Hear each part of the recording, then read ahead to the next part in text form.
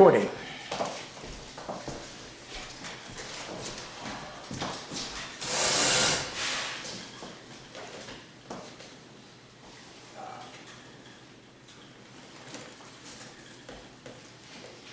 Okay, we're gonna have a start time of 5:31. Yeah. Yep.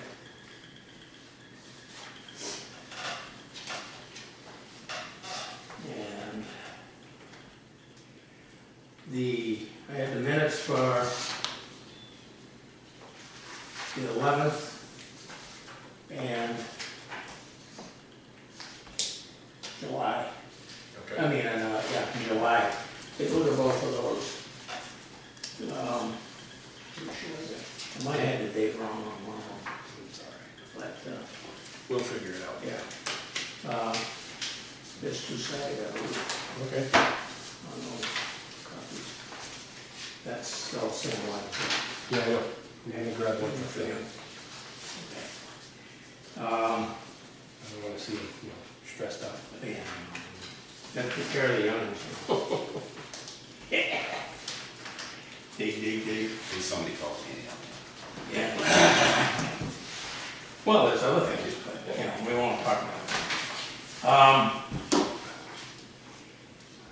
So I've kind of glanced them over and then we'll come back to them.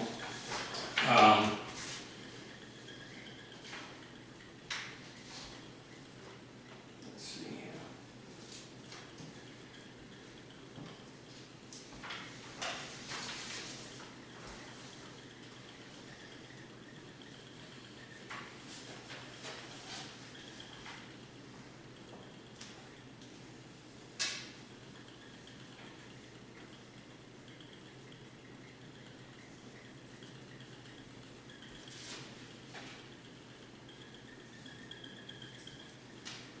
Okay.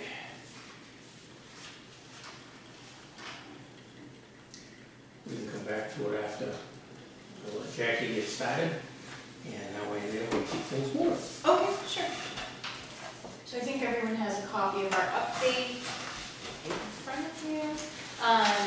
Starting on page 1, the runway reconstruction project. The closeout report for the AIP 21, the reconstruction, was submitted to FAA, and FAA actually did authorize the final payment. So that's been accepted. Another component of the project that was done under a separate grant was the 18B survey to send FAA information about, the locations of the runways and different other, elements as required. So we were waiting, if you remember, on Mass DOT to issue their grant and payment voucher form so that we could submit that paperwork. FAA closeout report was submitted back in April, and so now we've submitted everything that we need to do, all the payment vouchers and all the closeout information. So once the city receives payment from FAA and from Mass DOT, and then Gale gets paid on that contract, we will take this off of the update. And the same goes for the runway reconstruction, the part of the project. Moving on to the stormwater pollution prevention plan. Jim and I had a discussion this week about the testing requirements. There was some clarification that was needed with respect to which pollutants the airport actually needs to test for in its discharges. So we did make an update to one of the pages. I provided those updated pages to Jim and Isabel today for their copies, and I also sent an electronic copy of the SWIP to both of you. So you should have that. You should have everything that's up to date, and of course let us know about any questions that come in from the city. Okay.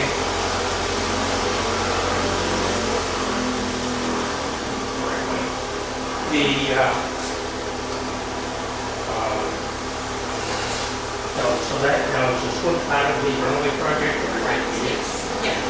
So that's all included. So we, at this point we have provided all the deliverables. You have an EPA approved prevention plan, and like I was saying on the phone, Jim, if the city engineer or DPW or anyone probably will at some point, it's just, I was trying to get some of the simple stuff out of the way, straighten everything else. Yeah, okay. Yeah, let us know. I think it would just be helpful to get everyone on the same page. So, so after this month, we're gonna take a spin off of the update just because we have to deliver everything and we're on track for that. No actions of the commission needed for running projects at this time, but any questions, comments, concerns, happy to take them with me. Hearing none, I will get into the wildlife hazard Oh, site. I do have one question. Sure. We were talking about down at the end where the grant chips were put in for the outflow to the south end of the runway. That all, filled in, when it flooded, it filled in all the chips and we got grass growing on it. And I didn't know how that's going to affect the soil as far as about the other end. I don't know. And Probably I don't know if somebody, I don't know how they consider that. Is that, I've been reading about it, but here again, I'm learning more than I thought I would.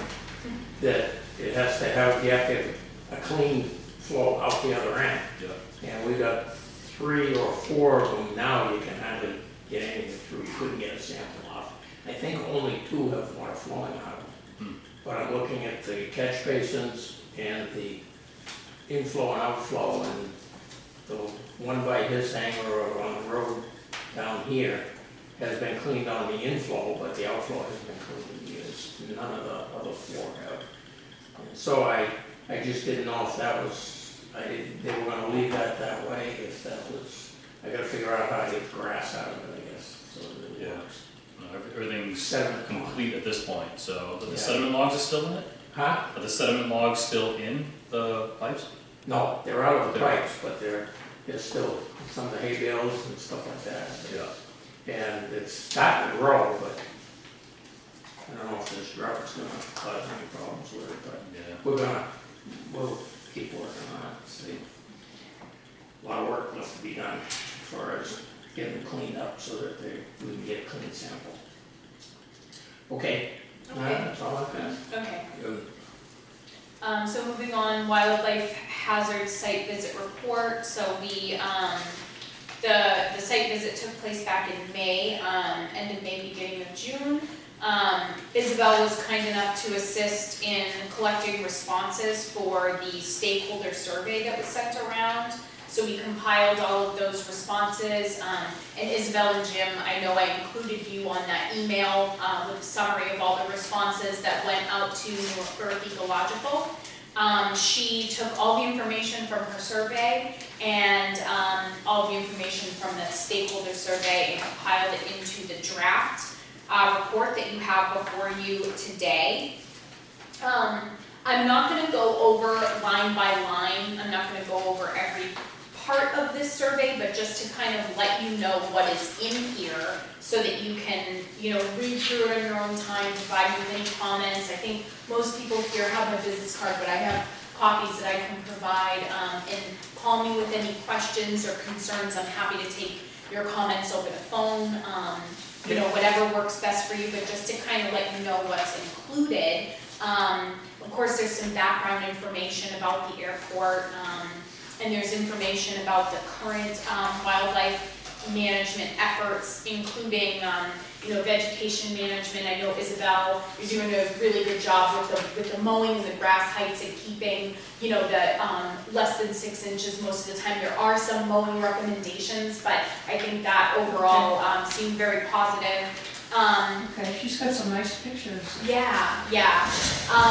I know there's also some harassment and hazing of the geese. I know your cute little dog comes in and helps out with that, so that was mentioned. Also in the report, there are some, recommendations. I know that the biggest challenge, it seems, is just, really where you are only a part-time person. I know that your time is limited, and that is mentioned throughout the report. So there's, there could be some challenges executing certain elements, and that is addressed.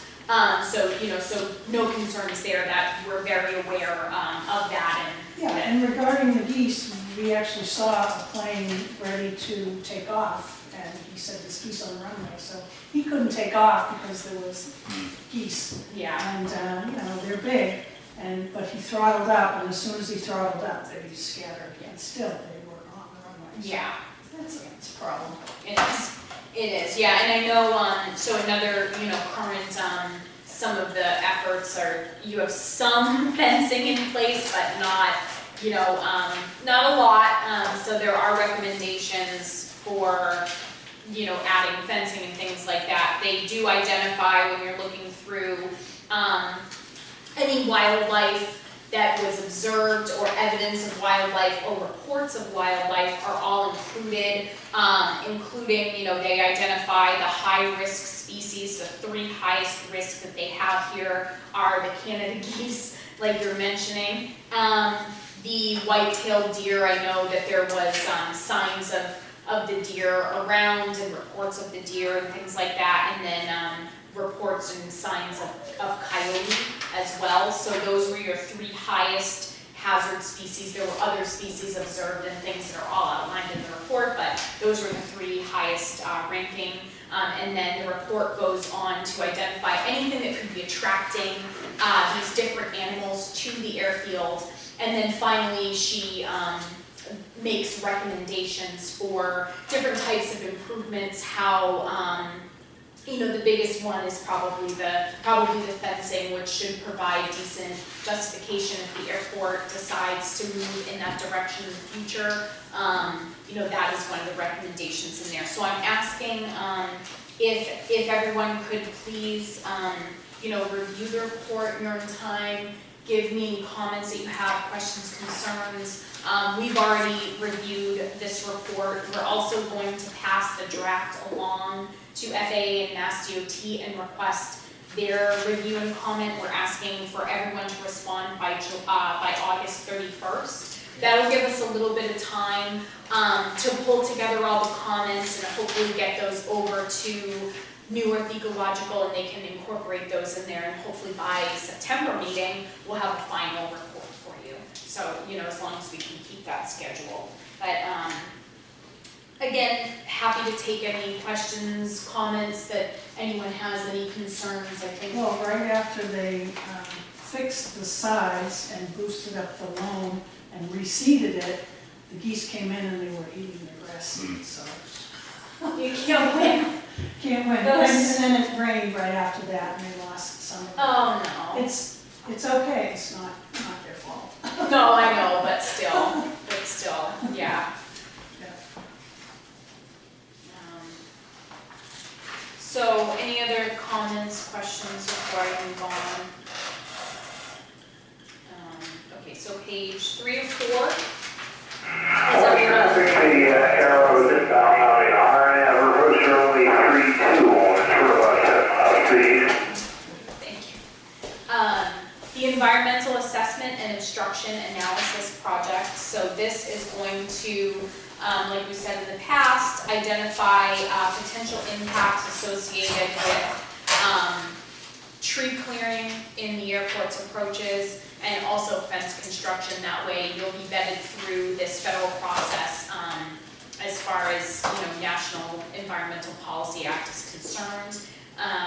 And you can, when you go into the direction of pursuing any of these projects, you'll be vetted through, the federal requirements. So let's see, the grant agreement between FAA and the city was executed, so that is all set. The grant funding is in place. We confirmed with the city auditor that the local share was available for the project before circulating the contracts, and then we circulated those contracts. Those are in place.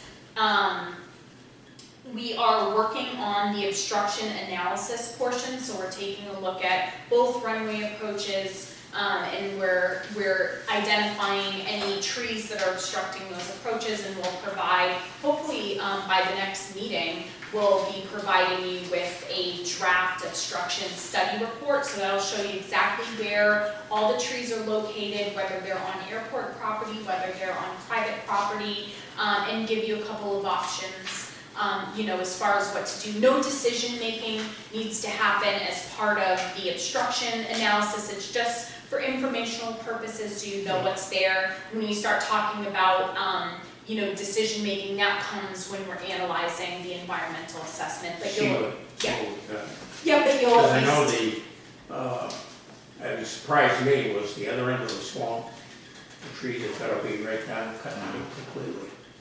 At the other side of the Yeah. swamp, on top of the hill, it's right low, according to the old survey. yeah, and the new survey, I mean, it comes from that, the most current data, I believe, it was, at this point, it was flown end of last summer, early last fall, before all the leaves fell off the trees as part of the 18B survey. So we took that data and we've given a couple different options for each runway end, as far as either a visual approach or non-precision approach and what you need to do to achieve either of those scenarios. So we'll have that for the next meeting, and that will be very telling, I think very helpful.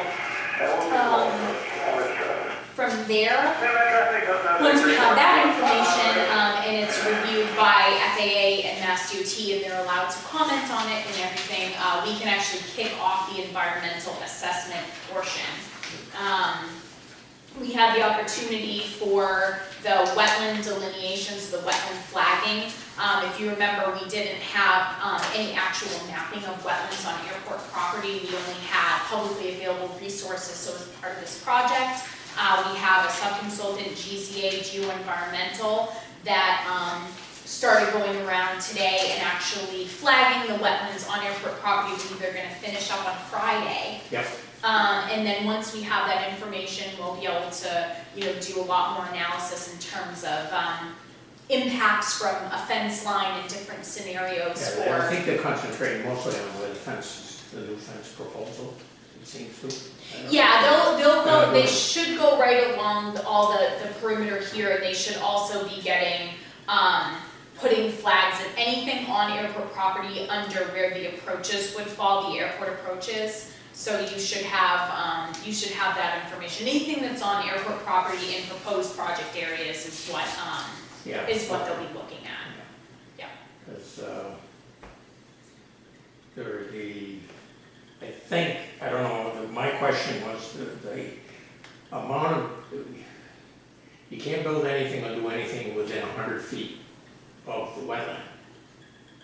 Then you have a 200-foot limit on, I think it's construction. Sometimes they allow it, sometimes they don't. So the good thing about that is we actually have the same wildlife specialist that did your wildlife hazard survey is going to be a consultant as part of the environmental assessment, and they'll actually let you know what all the buffer requirements are, permitting requirements, and everything to achieve those. So we have a specialist that will be helping us with then, that.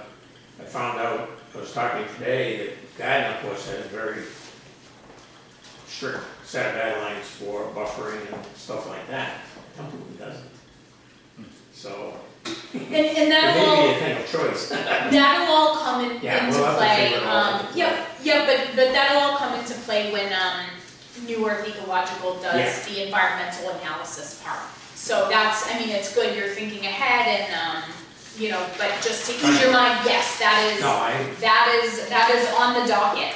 I just hate to be the instigator of all these questions, but No, you're not. I find that it works a little bit better if people understand what I'm looking at and maybe have an answer without having to go back and look at anything again.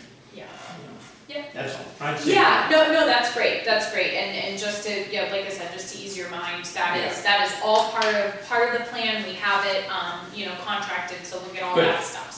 So that will be good. You should have the information that you're looking for. That is all I have for today. I don't know if you have questions, comments, concerns about the environmental assessment. Once we get into that portion of the project, there will be a kickoff, and I'll explain, get into the nitty-gritty details about what we're going to do and when, and the different elements of the report and things like that. So stay tuned and reach out anytime with any questions.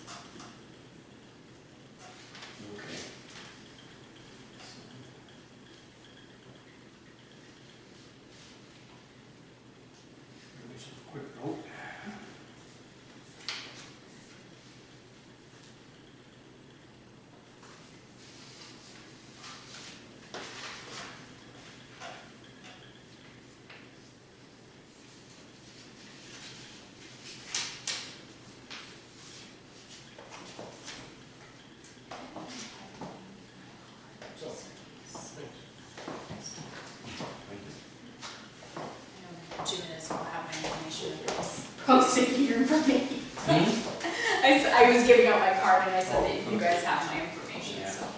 Yeah.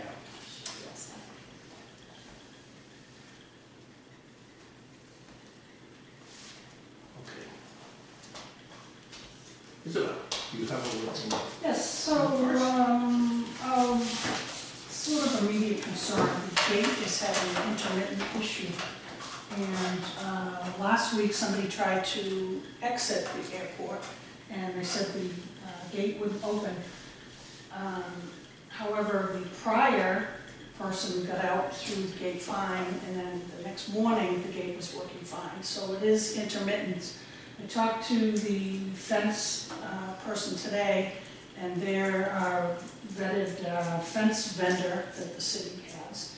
And basically, there's 3 loops. They are in the asphalt. They're like electrical cables, and there's a nick in the inside one that I believe I showed to Jim before. And the day the man had trouble, it was raining, so I think what happened is it got wet and it wouldn't recognize that there was somebody trying to get the gate open. So they recommended that we replace those. So there's 3 loops. There's an inner loop, there's an eyes loop, the motion sensor eyes, and then there's an outer loop, because we have had some issues with outside people trying to get in. So there's a loop on the outside, there's a loop on the inside, and he mentioned the 2 contact Yeah, points. the loop on the other side, you still have to punch the keypad to get the start opening. Right. But if you drive up to it, and I actually have checked it a few times, when somebody has gone out, I wait for the gate to start to close, and then I drive up to it, and it stops immediately and backs up. That one's working fine. The one on the other side we got, and I found that you have to get a little closer to the gate, because the outside loop doesn't seem to be working. The outside edge of it, there's 2 loops, Right. two crossing, and the Yeah. one closer to the gate seems to be attacked, the other one isn't. Right, well, they're old and Oh, they're yeah. degrading, so even though it's intermittent, fall and winter is coming, that might, cause more problems. He recommended that we replace those loops. Yep. And he gave us a ballpark figure of $2,000 to replace that and make it work again. I think we can probably find $2,000 to have that done, but I wanted to see if you feel that we should go forward with that. I think it's probably a good idea, at least for sure on the inside loop. And we're gonna be able to trim It has a It's nick. not gonna get any better, so you might as well. No, and the other thing I was thinking about too is, it's too bad they couldn't put a pad inside on the post. I think that would be more expensive than $2,000 Oh, to yeah, put a probably, pad I or a don't button know, on it. there's not much to it. It's a good idea. But I think that would, that way there, they don't have to go outside, hit the numbers, get the gate to open, walk through, because that would be the way I would work around it. Mhm. Okay. So you They are want to look coming. into it and Well, see? they're coming out, I think.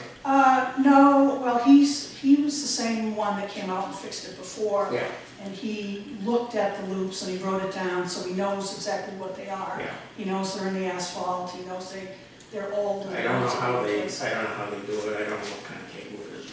I don't either, but the inside one definitely has a nick in it. Yeah. Not that's- sure what the problem is with the outside one, but if you would like, I'll try to find. See if he can, I mean, I think nothing's gonna happen until we start replacing something.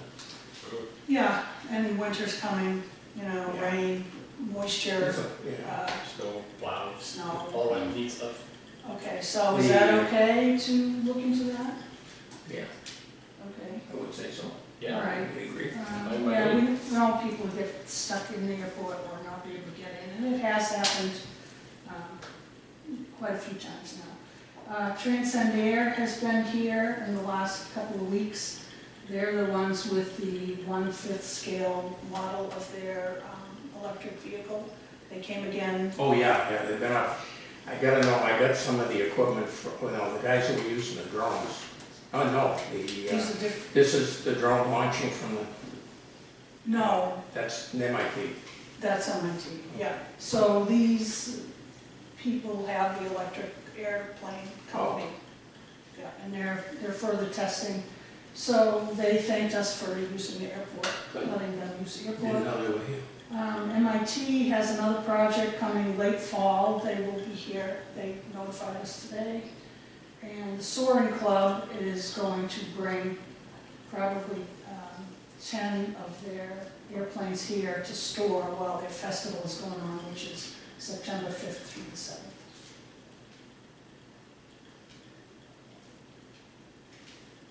And Sterling is still up in the air as to what's happening to there. And I've spoken to a few people down there, and they're waiting to see what happens. But it does not sound promising for them. It's been sold.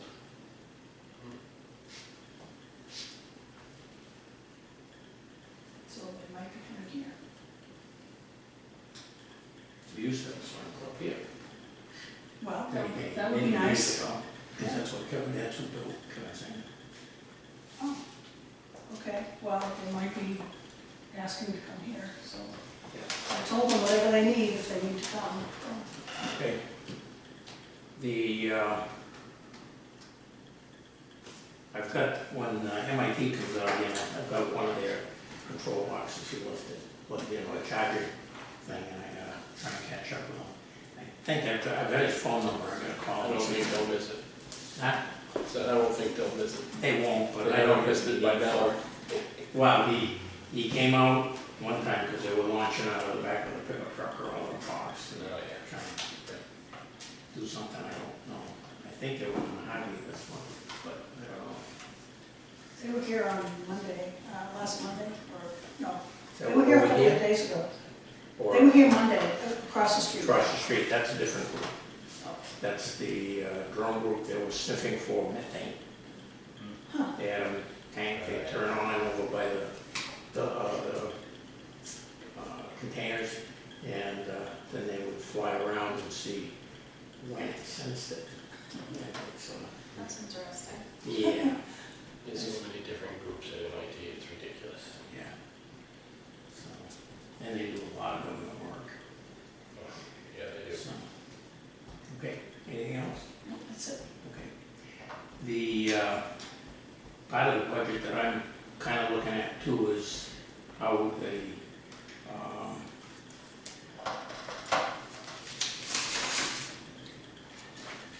the amount of electricity we're using has just gone through the roof. And I think it's all due to the heat pump.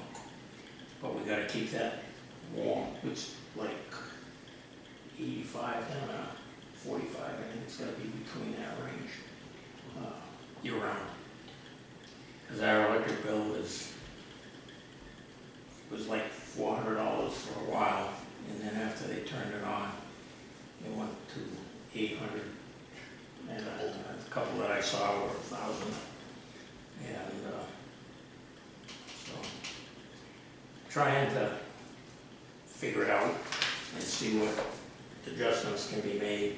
Because I don't remember the last time the budget, I'm going to try to dig back in history and see if I can find out when the budget had increased. But gotta look at it, gotta find out, you know, everybody was getting 3 or 4%, now everybody's getting 10 or 20%. And nobody's, they're looking to cut corners everywhere. So we'll continue that process until I can get something firm and go from there. Okay. Any other comments or questions? I would like to have somebody come up with some ideas on ways we can earn a little money other than hang rent, if you will. Whether we want to try and get the food trucks here or something like that, car show. I don't want to run against PACC, it'd be nice to have them participate with the car show, have a Wings and Wheels. I know of 3 of them that have happened in the last month. Rochester, Bolton, Maine, there's one other one somewhere. So, and then you got Kimball's up at Jaffrey that has something every Thursday, I think it is. And, Yeah, the PAs Yeah, the Fridays, yeah. I wish there was a way we could coordinate with them and get something, I don't know, we'll see.